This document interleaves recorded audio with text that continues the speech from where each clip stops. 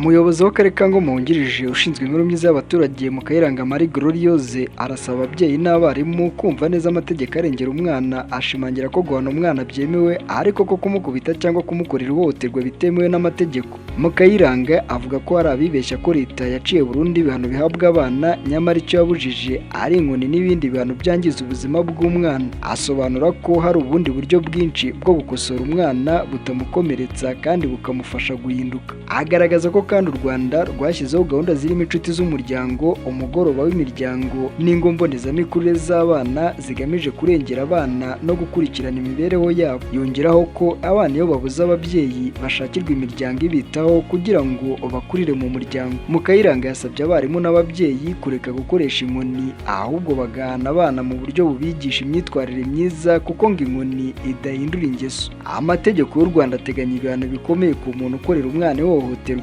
Ushobora guhanishwa igifungo cyangwa ihazabu iyo ukubise umwana, mu gihe iyi hohotera yakorewe rimusigiye ubumuga cyangwa rikamuhitana, ibihano bishobora kugera no ku gifungo cya burundu.